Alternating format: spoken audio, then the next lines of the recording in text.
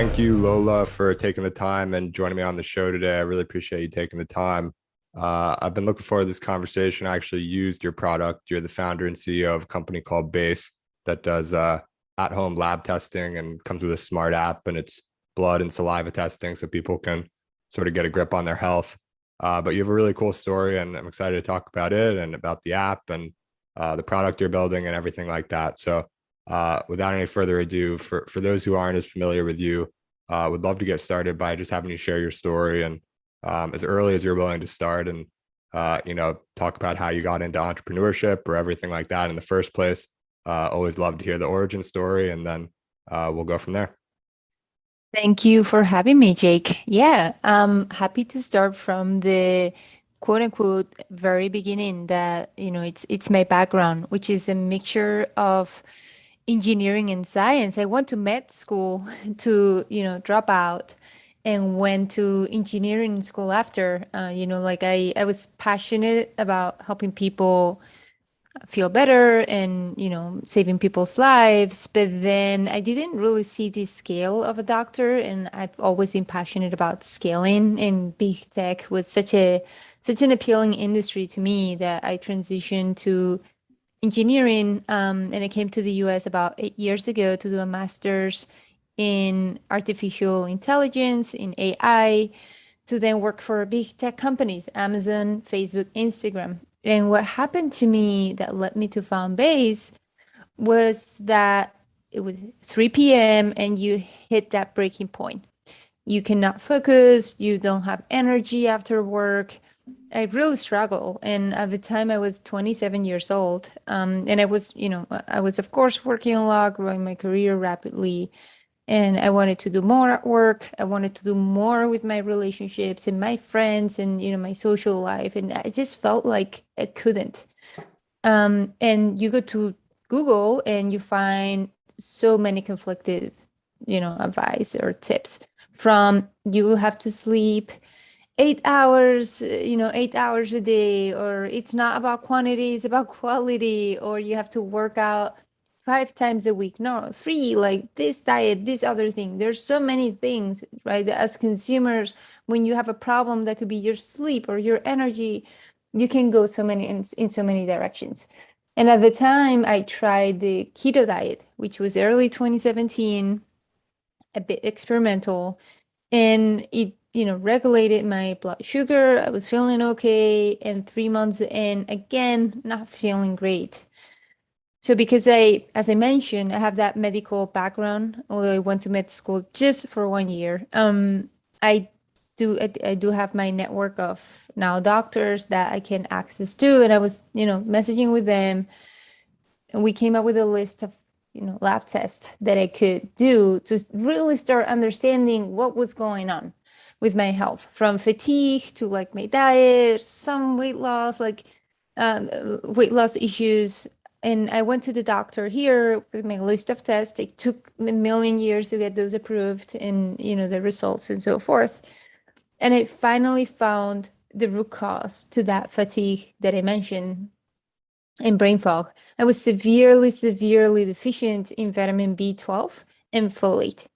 Now, who thinks about those two things when you're fatigued or brain fogged, right? Like such a hard thing to find. And then my keto diet in the long run, and my long-term keto diet caused hormonal imbalances and my LDL to skyrocket, which I don't have any cholesterol history in my family. The doctor's answer was, here's your, cholesterol medication. And I'm like, whoa. I do not, I can't quit this diet. I do not have any cholesterol issues. So basically I took my lab results and I started doing research on my own on clinical trials and what was available out there to fix my thyroid issues, my LDL issues, and fix my, my vitamin deficiencies.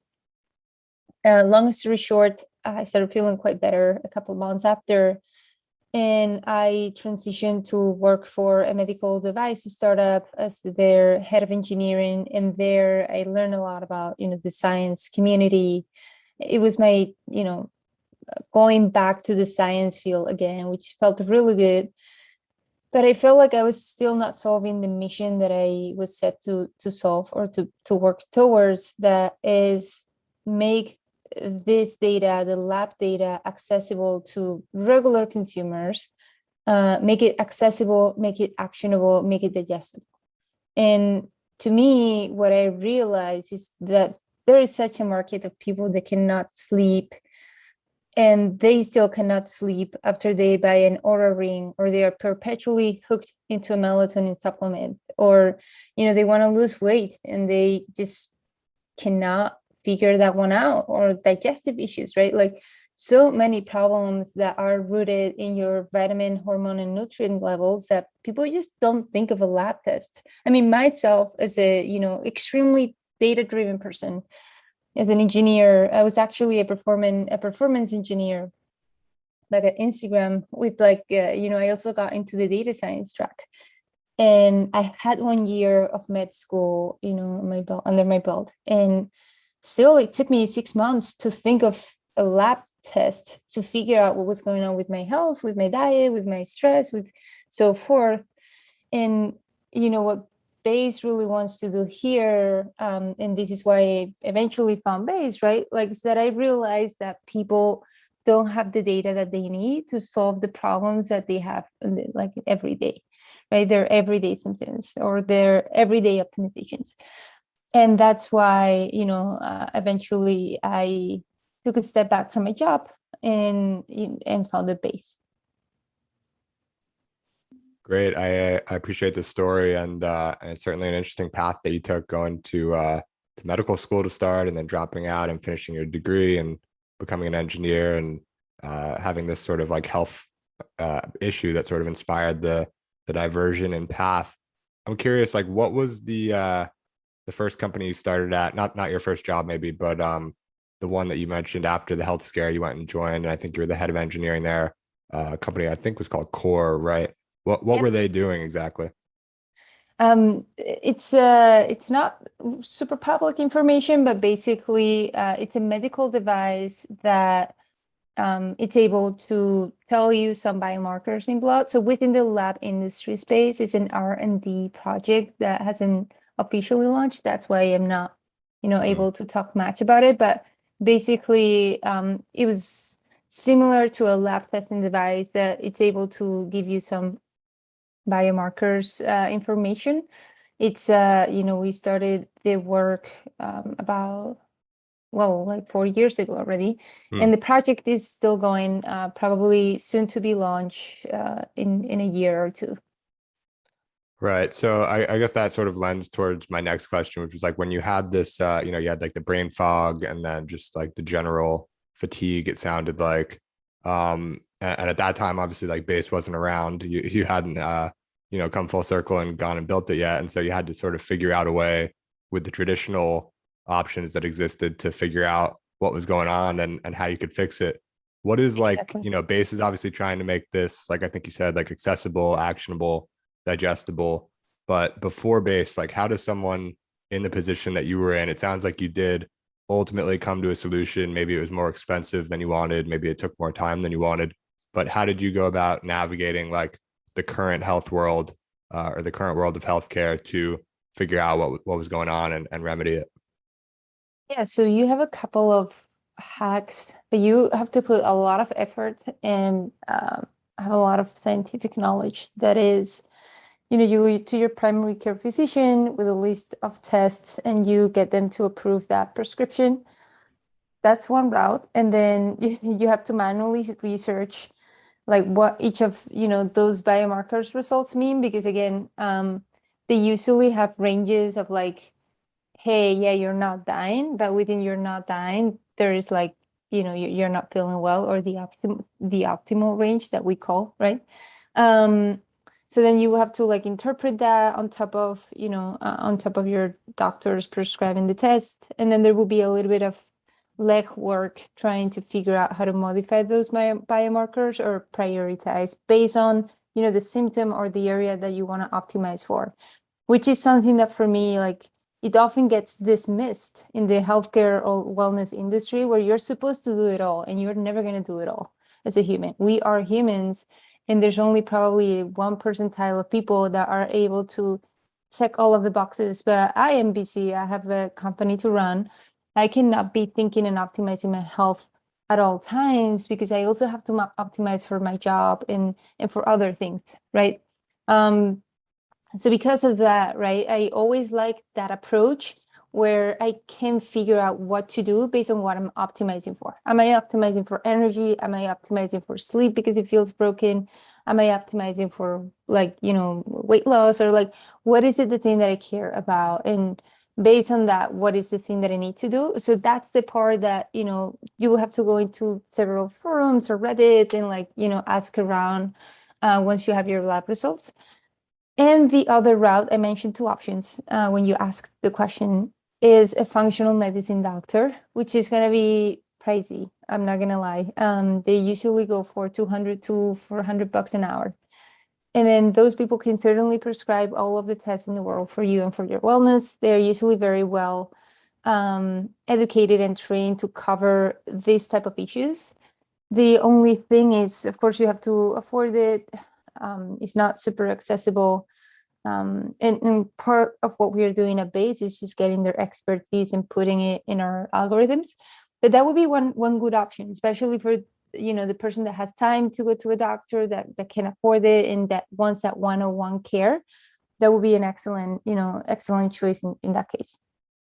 Yeah, it sounds like if you have, if you have the money, that the functional doctor might make sense. If you have the time and sort of sounds like you need some level of expertise to like do the research yourself and take it on yourself, then maybe you can go and just get the prescription from your, from your regular doctor and see how that goes. But either way, it's not ideal. And understanding this is the problem, or at least part of the problem that inspired you to create Base. So I do want to dig back into your story a bit, because I think it's really interesting, and there's a couple questions I want to ask there for sure. But while we're on sort of the right track, let's just go ahead and talk about what Base is exactly, and how it solves this issue, among others. Yep. So we have 2 type of programs: the monitor and the improvement plan. The improvement plan is usually 2 to 3 months program, where you come to us and then you tell us, like, hey, I want to optimize for my brain fog, or like, I'm really anxious, I don't know what to do with myself, or I want to lose weight or have digestive issues. So you do a quiz where you tell us more about what's going on, or all of the above. You tell us what's going on, you tell us a little bit more about you, and potentially what supplements you take. And we have AI that actually computes the possibility for different biomarkers that could be off. Based on that, we're going to prescribe you a customized starter test based on your profile. You take that one that you can, or either go to Quest Diagnostics with the Base app, or you could do it at home with a saliva or finger prick test collection test kit that you mail back to the lab, similar to 23andMe. 5 business days later, you get a notification in app, your results are in, and then we will walk you through, hey, this is what we found. This is, what's off. And now we're going to focus on that vitamin, that hormone, that nutrient that is off and is causing that symptom, or potentially that, energy inefficiency. We're going to focus on that. We're going to give you our top 3 recommendations based on your results that get matched with clinical trials, and the algorithms are reviewed by doctors. And then you start implementing those recommendations, and 1 month after that, you're going to get retested for that specific thing that was off. We want to make sure that recommendation that you're doing, it's actually working and you're feeling better. In some cases, we're going to need to retest 1 more time, just to make sure. It depends on, if the person managed to fix it, or if we needed to adjust the recommendation a little bit more. And then after that, we have what we call the monitor quarterly monitor plan, where a user every 3 months can choose to keep an eye on those areas that they are not doing well, or that they really want to improve, but with personalized recommendations. Like, they want a personalized diet, a personalized like supplement plan, or personalized lifestyle tips that they could take to improve a given area based on their lab results. And that would be the monitor plan that I mentioned, where you can monitor multiple areas at once or just one. So you can also customize it. And based on your profile, we would also select the right test for you. If you're a pro or a biohacker, you can actually select your own test as well. Is there a way, like I know there's a few different tracks you can go on. So you guys offer, I think last I checked, it was sleep, diet, energy, stress, and sex drive. And if someone's just like sort of feeling lousy and like they can't sleep and they have low energy and they're stressed out all the time and they don't really know what to do, they're not a biohacker. They just want to like go and figure out what's wrong with them. They have no idea. What do they do? Do they like pick the first one? You know, they just pick the most problematic, they go to sleep, or do they talk to someone? How do they know what they want to have measured? Or is it just really an iterative process where like you start somewhere and then if the issue doesn't sort of flare up there, you just keep going and it's just like either month to month or quarter to quarter process? You would take the quiz. So the quiz would ask you exactly what is going on, and a little bit more about you to give you this specific starter test that is, most relevant to what's going on. That's our go-to when someone really wants to fix a set of things or a given thing, because it's the one that like usually has the, like about at least 68% in the worst cases of members that go through the improvement plan fix something. And that's just usually, accounting for drop off. But for those who actually finish it, we are looking at above 85% of, success in only a couple of months with lab testing. And, we see a lot of people that have been struggling with things for 2 years or 3 years until they come to us. And, for example, for sleep, we see a lot of people that they have chronic inflammation. You talked about longevity, which is another, thing that if you want to live for a really long time, you want to make sure that you contain your inflammation, or else it will lead to cancer, Alzheimer's, and so forth. So a lot of people live with chronic inflammation, which blocks the production of melatonin. What we see for those users, which is common in this case, is that they overdose in melatonin. They become like hooked to the supplement, where you would also see their melatonin levels in the morning really high, which means they are overdosing, they are groggy, and their entire circadian rhythm is upset. And what we usually do is we actually identify, why are you not producing enough melatonin? Is it that you have a lot of stress, like a lot of cortisol in blood? Like, is it that you have a lot of inflammation? Is it that your sugar is off? Is it that like your lifestyle is, is very hectic in the evenings and you're not producing enough melatonin in the evenings, but then this cycle is healthy? So depending on that, we're going to take different routes to improve that problem. And that's when I said, like, we see a lot of users that after 2 or 3 years trying different things, like, they try Fitbit, they try all kind of supplements for sleeping. They were just not addressing the common root cause. And what we do is like go to that root cause, fix it with our recommendations, retest to make sure that you are good to go in 2 to 3 months, and then they are good to go.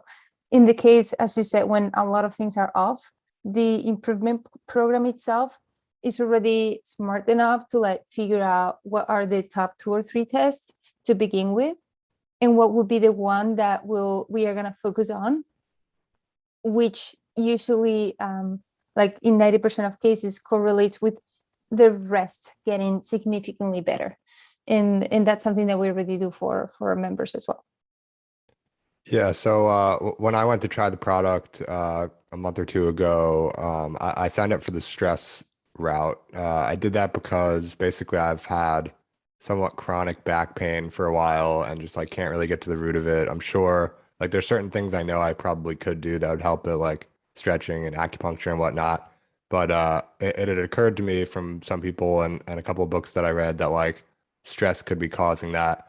And I never felt like I was overly stressed. Like I think I operate in like somewhat intense environments for like career and otherwise, but it never really bothered me like some people talk about, struggling with anxiety and things like this.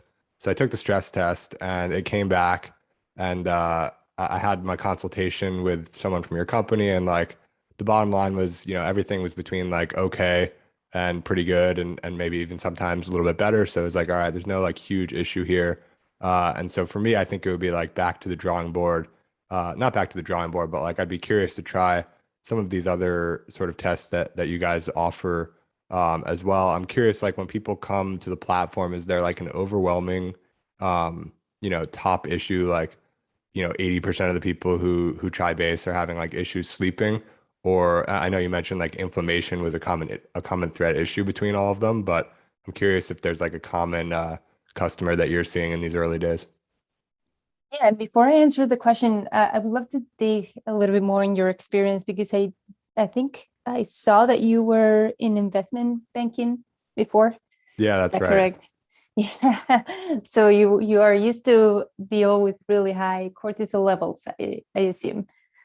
Yeah, that, Um, that's probably right too. Yeah. So that was what I was alluding to with accustomed to high stress environments, but it just doesn't bother me so much. I don't know why, but I sort of have this physical manifestation. Again, it could be totally unrelated. I might just like run too much and not stretch enough. I don't really know, but it was an issue I was trying to sort out, and I think, I just need to keep going with bass, and I think something eventually, I mean, I know all of my levels aren't optimal, so something will definitely show up and I can take some of the recommendations towards that, I'm sure. yeah, and more curious to hear about your experience when you started testing with us or that first test that you took. Were you trying to optimize or fix specific symptom that you're dealing with right now, or like mostly like general knowledge? Let's see what's going on. What do you mean? Like, what was I focused on at the time? Yeah, yeah. Like I was wondering if like you're right now going through specific issue, like health issue that you were also you're trying to debug, right? Or like Mhm. understand a bit further. Yeah, so I wasn't doing anything like in particular at that time, but I am pretty health conscious. Like um, to your point earlier on longevity, like I just personally believe that if I sort of do what I can in my 20s when I'm still sort of developing and building habits and whatnot and getting used to my own sort of defaults and status quo, that if I sort of find the right systems and the right defaults and right status quos, that I can sort of turn off, thinking about it later in life and just sort of do what I do and be like reasonably healthy and hopefully live for a long time. So that's sort of, in my 20s, I have, or at least the last couple of years, I've spent a good amount of time and energy sort of trying to be healthy and, try to get good exercise. I've got the Aura Ring, which helps me sort of track my sleep. I'm a big proponent of the idea like what gets measured gets managed. That's at the top of the show as an advertisement, Mhm, actually. mhm. Um, so I'm definitely like pretty proactive and I generally feel pretty good, but it's just this chronic back pain, which it's like a blessing and a curse because it's like not bad enough that it makes me like really want to act on it or fix it. And I always feel very fortunate if that's like my worst problem. But nonetheless, it is a bit of a nuisance. And like, sitting at a desk for too long, sort of get like, I need to like move and sometimes that still doesn't really help. So I Yeah. turned to base, sort of came across you guys and turned to base as an option of like, okay, well, I haven't really done much blood tests, so maybe this is a good place to start. Got it. And curious to hear if you actually tested for inflammation on your during your first round of tests. I don't think so, but I think I definitely should.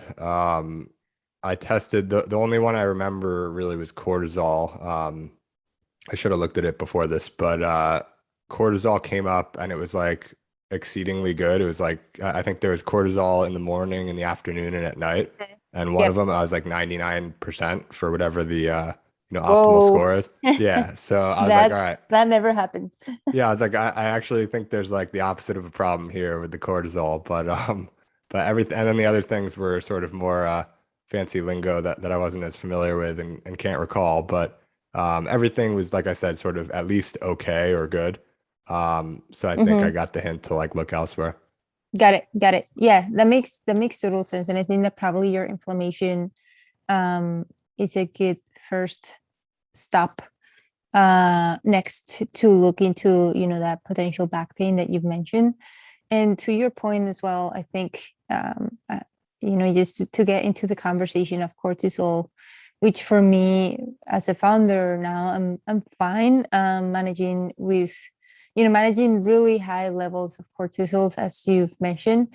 What I am noticing though, even my melatonin like doesn't get too much impacted by it. Like I do take 3 micrograms of melatonin at night just to make sure that I can go to sleep. And I always need to make sure to close my laptop 1 hour before bed. And I actually meditate for 30 minutes to make sure that I bring that cortisol back down. But what I have noticed, as you said, is that it builds up, and it builds up inflammation in my body.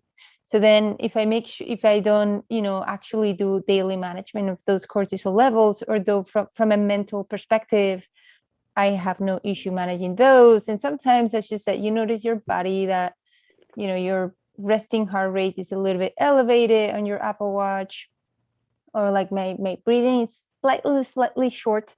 But I'm fine from a mental perspective. As I said, I actually like the adrenaline and the rush, but I pay it with those inflammation levels, which I definitely don't want to see increasing. And then I need to be super intentional about my stress and cortisol daily levels management. So for example, I need to make sure that I'm working out on weekdays, and I'm really, religious about that, because when you work out, that's a good way to release cortisol in a short period of time, to make sure that then those cortisol levels don't go up during the rest of the day. And that's something that for me personally, I've realized that also those high cortisol levels, although you're fine, eventually can build up some inflammation, which leads, as you said, to injuries or, potential health issues down the line. Yeah, so I think I don't want to misspeak, but I think the when I said 99% cortisol for myself, at least, I think it was like that was the score of like the optimalness of it, if that's a word. Rather, like it wasn't like, max cortisol that I have like so much more than others. It was actually like, here's the range, and because you're at like near the bottom of this ideal range, like you get a 99%, or near the middle. I don't remember exactly what it was. I think that's what it was, but I'm curious, like, because you talked a lot about sort of things that I think are widely applicable for a lot of people: closing the laptop an hour before bed, taking a little bit of melatonin. I've heard a lot of people have had success with. Definitely don't just try it because you're hearing me talk about it right now, but look into it, or whatever. And I think the one thing I know about melatonin, I think, is that it helps with going to sleep, but not necessarily sleeping, right? It like helps sort of trigger the sleep to turn on like a circadian rhythm sort of would. Maybe correct me if I'm wrong there, but I'm curious to dig in. Like, I know a lot of people who meditate. I don't know a lot of people who meditate for like 30 minutes, and I'm curious to hear if you have any sort of guidance based on a practice that you've come to, which obviously seems to work for you to some degree, to just sort of like unplug when the day is done and calm down before you go to sleep. I'd say that there's no one size fits all. And in my case, as I mentioned, my cortisol levels are usually 2x above the threshold. So, you mentioned 99% optimal. Mine are about 40% optimal. They are not great. Yeah, they're really high. So because of that, my cortisol in the evening is high, and it just basically blocks the production of melatonin, right? So what needs to happen for your melatonin is that it needs to start going up around 8-9 p.m. ideally, like assuming that you go to bed at 11 p.m. or midnight. You should start to see those levels slightly rising, and those levels should be already high around 10-11 p.m. If your cortisol levels are high at the time, your melatonin is not going to be able to go up, right? So then for me, that just means that I'm going to have to go to bed later. And if I never unplug, like eventually I'm not going to start producing melatonin. To your point, I supplement with it right now just because I'm working and my cortisol levels don't go down because I stopped working around 11 p.m., 10:30 p.m. or 11 p.m. And then, like my melatonin levels just didn't get a chance to go up. I do have a good circadian rhythm, and now I'm managing my inflammation really well. My sugar is on point. I am not magnesium deficient. And because of all of those things, my melatonin cycle stays really healthy, which means that once those levels go up, they will continue to go up, and eventually in the morning they will go down. I don't get groggy because I take exactly the amount of supplementation that I need. And as I mentioned, what we see at base is a lot of people that take 10 milligram and their melatonin levels in the morning are so high, which means that they're going to be super sleepy. They're not going to be able to wake up, or like workouts are going to be really hard. So in the morning. So that's something that, to keep in mind, because it's not a one size fits all. So if I were not to be a founder and I would not be working until 10 or 11 p.m., probably I wouldn't even need it, because I would have been able to go to bed early without those. So as you said, it truly depends on what's going on with your cycle. And then what happens, so if you have inflammation or you have other issues like magnesium deficiency, it's not like you cannot start to produce melatonin. It's like the whole thing is off, right? And even throughout the night. So in that case, what we generally do would be, to look into those levels when someone cannot sleep, but, you see that like that melatonin levels are able to go up at night. We start to dig deeper into inflammation, magnesium deficiency, stress, and so forth, to see what could be going on in there that it's causing them to, wake up frequently at night and so forth. Right. So you mentioned like, it sort of comes with the territory of being a founder. And I think it's tough where like if you're working like a 9 to 5 job or 9 to 6, 9 to 7, 10 to 7, whatever it is, you sort of have these like, times where you are expected to be on, and then times when it's expected that you'll be off. But when you're a founder, I mean, working for a startup in generally maybe, but certainly being in charge of the show and, buck stops with you, there's this pressure where like the more, it's always like in your control to do more or less and the right thing or the wrong thing. And having the already high cortisol levels you mentioned, it's a tough spot to be in. I feel like we mentioned at the top of the show, like everything's about sort of what are you optimizing for, what are you prioritizing, and I feel like sometimes it's hard to know, like, all right, it's 10 p.m. and I should probably just like turn off my computer now and like get ready for sleeping and get some rest and be like 100% tomorrow. But maybe I can just work like 5 more hours right now and like have a late night and get a ton done, and then it's okay if I like don't feel as well tomorrow or whatever. How do you navigate like this trade-off of sort of the traditional, like the harder you work the more successful you'll be, and sort of what seems to be like an increasingly popular idea, whether or not people are acting on it, I'm not sure, but just the idea that like, well, actually, I'm going to be making the best decisions and like doing the best work, and my company is going to succeed more likely if I just take care of myself and don't pull like those late nights and do sort of prioritize my health. And that sort of is prioritizing the company. How do you think about like that trade-off, and how does it sort of manifest like in your actual like practical day to day?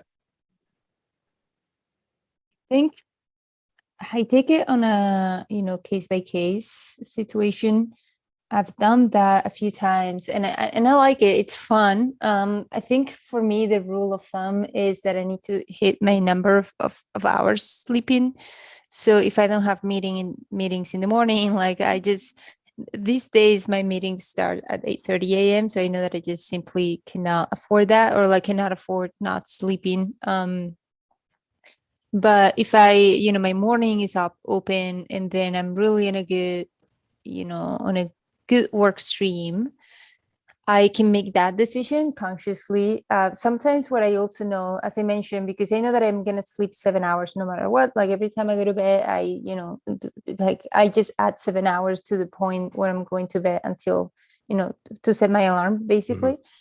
So sometimes I'm like, yeah, this is fun. I'm enjoying this a lot, loving this work stream, but I'm a bit tired. My mind is a bit fatigued. And then I also like going to bed and waking up super excited to pick up where I left off, and knowing that I'm just gonna block my calendar for the first 2 hours of the morning to like continue and finish that. So as I mentioned, I take it on a case by case basis, where sometimes I make the decision to stay, a couple of hours more until like 1 or 2 a.m. And then, I would wake up at 10 if I could, if I didn't have meetings. Or sometimes I just simply like, close my laptop, go to bed, and then do those extra 2 hours in the morning. What I know now is just like, it's been too many failed experiments where then you don't sleep, where sometimes like you can sleep 5 hours in one night and then the next day for whatever random reason like you're fine, right? But if you do that twice in a row, it's just impossible to carry on with my day. So that's also something that I've noticed for myself. So what I will not make, the decision that I will not make is to not sleep. Yeah, no, it sounds like a wise one to make, and playing it case by case, I think, is the only way to really do it. Switching gears a little bit, going through your website, it's hard not to make comparisons to Theranos, which obviously sort of blew up and in a not so good way. I'm curious, and so I was reading through the website, and there was like sort of a reference to that, I think, why to or to not compare this.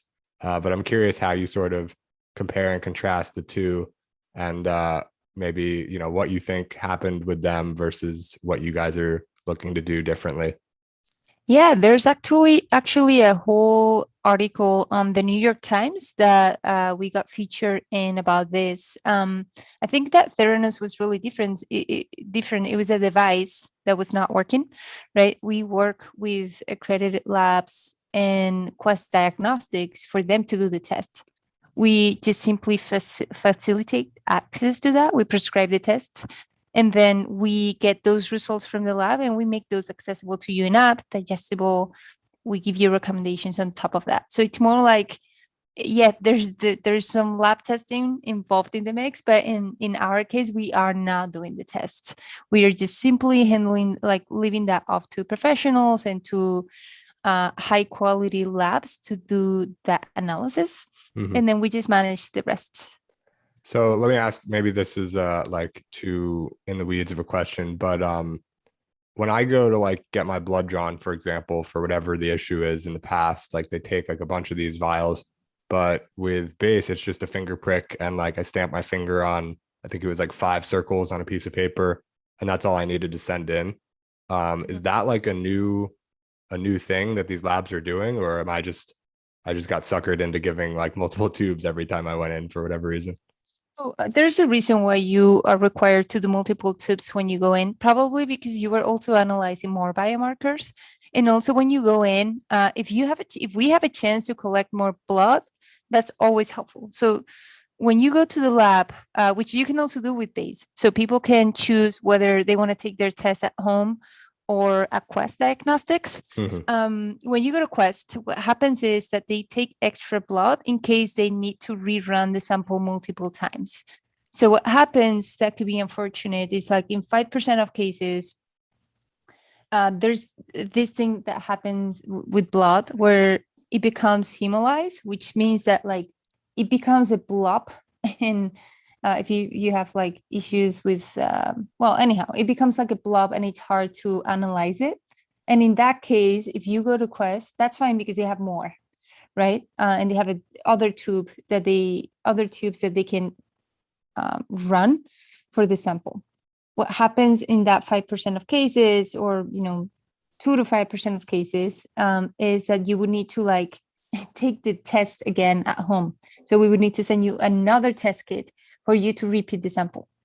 And that can also happen if you didn't ship it on time or a few other things. But that's one of the limitations of at-home testing.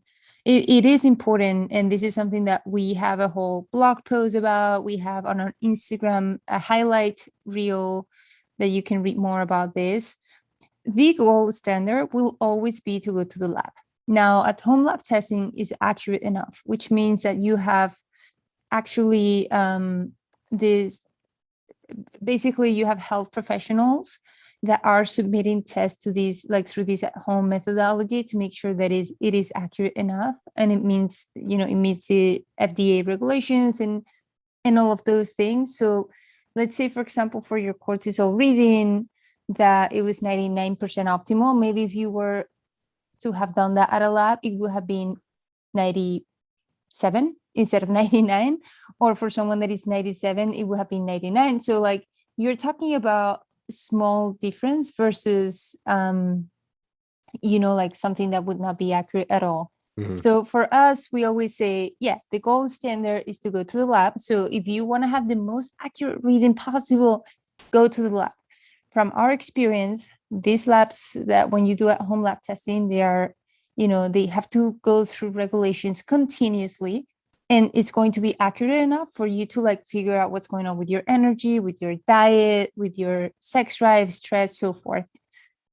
And in the case of an error reading your sample, we are going to have to send you another test kit, which is going to take time, and it may, become inconvenient. So that's one of the things that we usually, we talk a lot about to our members. And you also mentioned if this is a new thing. So this methodology was actually developed for kids, for people, for kids that are under 5 years old, because you cannot do a traditional blood draw on them in a lot of cases, or think of newborns, right?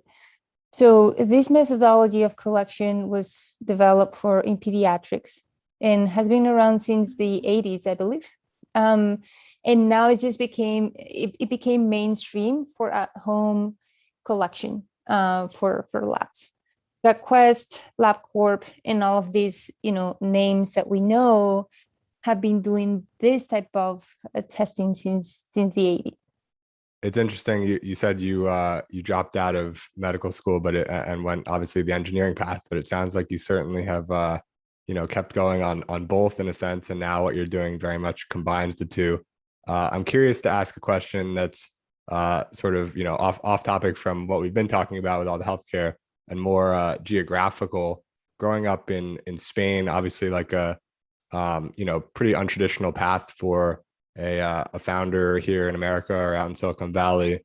And I also understand you've spent some time, I think, in at least a few cities. So I think, correct me if I'm wrong, but like New York, San Francisco, I think Seattle, maybe with Amazon, and then Miami as well. And I'm curious to hear like your comparison of all these different geographies, especially now where it's become easier than ever to sort of relocate, given that a lot of people aren't really tied to their offices anymore.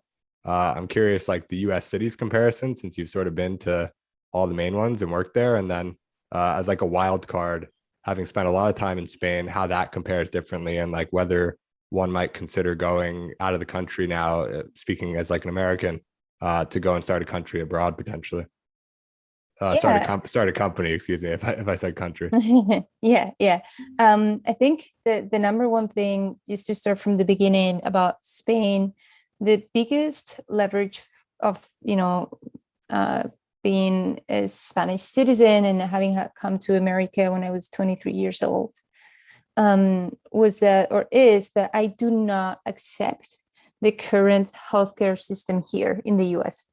So after coming from a country in like Spain, where you go to the doctor and there is not a goddamn bill that like surprises you 3 weeks later with a $600 bill, like that still blows my mind.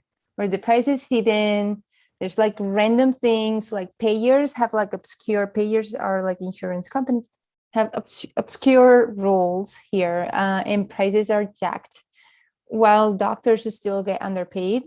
It just simply blows my mind. And this is one of the reasons why we are creating Base. We are creating a continuous care company that is focused on you, on your needs, on your daily problems, on, when you start to not feel great, when you potentially get to a sick state, and we help you navigate the system. That's what Base is here for. And this is something that, comes from my frustration with the US healthcare system, that it's just purely broken. And then in terms of different cities, I've been navigating all of these cities always from the tech scene, which was the industry that I've been working on since I came to the US. So for me, it was fun to explore Seattle, that is just, as you said, very like Amazon and Microsoft, and like Amazon at the end of the day is an ops, a tech ops business. And it was just great to see the community there, where you also see a lot of diversity because Amazon has like offices across the world and a lot of people coming from India. So that was a great exposure to that. New York was the fun city, right? Like I moved to New York because it was really fun and there were still some, tech companies there. And luckily I got into Instagram when they were opening their New York office. So I got to work with really closely with the co-founders, well, with one, with the technical, the former CTO. And it was a great exposure to get a chance to, have lunch with him and challenge him on certain ideas or propose new ideas when I was like somewhat, junior at the time. And then the Bay Area was interesting, not my vibe. And I was also commuting to Menlo Park and living in the city, taking the call train. So it was all around. You could live and breathe tech, which to me, like that I work a lot. When I'm taking that little break throughout my work day, I just don't like to be talking about work. So I don't like going to a bar and being asked, what do you do for work? And let's just talk about it. I'm like, no, I'm here because I want to take a break from work. And then Miami definitely was that silver lining of the pandemic for me, where you get to go to the beach and sun, and then like a lot of tech folks have moved here, so you get a little bit of all of the different worlds. Great. Yeah, that's a good overview. And obviously it's personal for everyone, but I don't think so many people have lived in all of them. So it's curious to hear what your experiences was like in each. My Yeah. last question for you is generally, this is your first time founding a company after previously working as a software engineer at a bunch of different companies, like you mentioned. I'm curious, I think you're a couple years into this now. What's your favorite part of being a founder? I guess that I get to create and disrupt an industry with my vision. That's definitely the best part. And when you see people joining you when they could be joining like other companies, I think most of Base's employees have had offers from other companies, including big tech, and they chose Base, which to me is something that I, I'm really grateful for. So I would say that's one. And the other one is just like I get to reinvent myself every day, right? Like my job is not to do what I want, what it's been scoped. My job is really to figure out every day, what does my company need from me? How do I get that done and get that done? So 3 steps, very simple, right? Very complex in real to bring it to life. So that also, forces me to grow in so many areas and directions. That has been definitely an adventure and a journey. And by the way, I've noticed that I didn't answer your last question about like, living potentially in Spain for people that live in the US. Mm. I would just say one caveat here is that if your job is in the US, working hours there are not going to work. So if you're considering moving abroad, definitely pay attention to those to the time zone and working hours, because you definitely don't want to be working until midnight. That's something that, when I go back to Spain to visit my family, especially as a CEO, I have, meetings that I have to still maintain in the East Coast time. So I'm generally in meetings until midnight when I visit my family. Yeah, I definitely have to consider the time zone thing, but I'm curious, like for people starting a company, I feel like starting a company abroad is probably more than it ever has been, like a reasonable option. Obviously, you have to hire people within the time zone, but there's more than just America for a good way of life and a nice place to live while building a company. So I was curious to hear your perspective from Spain, but I think we're coming up on time, so I just want to we'll wrap up there. But I just want to thank you, Lola, for taking the time and coming on the show and talking about bass and talking about your story. It's been really interesting, and I know I'm certainly rooting for you and the company, and excited to continue my personal journey using Base, and maybe we'll get to the root of this back pain sooner than later. But if not, I know Base is helping a lot of people fix a lot of things. So excited to see what's next, and where can people go to follow Base and follow you and see what's next for you and the company? Yeah, so they can find us on Instagram at get_base, or our webpage, get-base.com. I usually am quite active, or somewhat active, on Twitter at Lolita Priego, like my last name. I usually, post about my views on the healthcare system, technology, and so forth. Awesome. Well, thank you very much again, and great talking with you. Thank you for having me.